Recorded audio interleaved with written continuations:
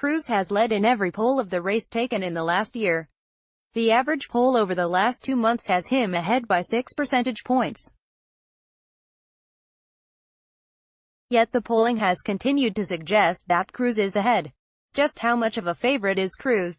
We can get at this problem in two different ways. Both suggest that Democrats should keep their expectations in check.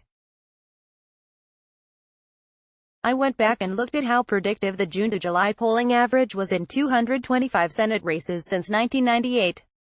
All these races had one Democrat and one Republican on the general election ballot without a major third-party or independent bid.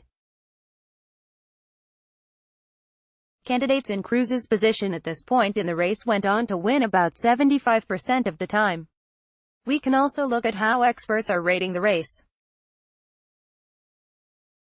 CNN rates it as likely Republican, while the Cook Political Report puts the race as lean Republican. The Cook Political Report has been offering ratings on Senate ratings since the 1984 cycle.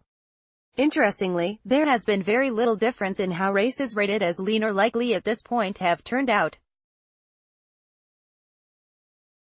About 87% of the races that lean toward one party at this point have been won by that party, while about 92% of the races that are likely to be won by a party have been won by that party. That is, these ratings aren't perfect forecasts, though they are strong indicators. Republican Richard Murdoch, who lost the 2012 Indiana U.S. Senate race, was the last person to lose an election that had been leaning his way at this time. He did so after making comments about rape. The last likely race to go the other way was the 2010 Delaware U.S. Senate race. It was rated as likely Republican at this point because analysts thought Mike Castle was going to be the Republican nominee. Instead, he was upset in the primary by Christine O'Donnell, who was a far weaker general election candidate. An average of the polling and race ratings gives Cruz about an 82% chance of retaining his seat. Interestingly, that's nearly equal to the chance implied by Dean Strawn's fundamentals-based model, which looks at factors such as the political history of Texas. The good news for Democrats is that Texas may be moving a little bit to the left. President Donald Trump's 9-point victory in the Lone Star State was the weakest performance for a Republican presidential candidate since the 1990s.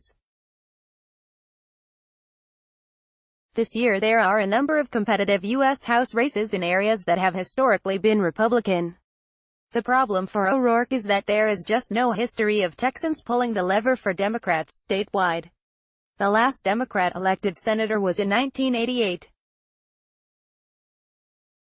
The last Democrat-elected governor was in 1990.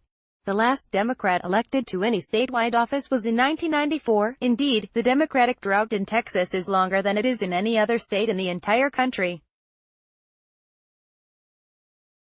Even states like Idaho and Utah, which are redder than Clifford the dog, have elected Democrats to offices like Attorney General and Superintendent of Public Instruction more recently than Texas has. The lack of Democratic victories for these lower statewide offices is bad news for O'Rourke. We know from past elections this decade that although presidential voting patterns are most important in predicting how voters will cast ballots for Congress, they aren't the only thing that matters. Voting patterns in statewide non-congressional elections also matter. Now, sometimes low-probability events do happen. The NFL's Buffalo Bills hadn't reached the playoffs since the 1990s.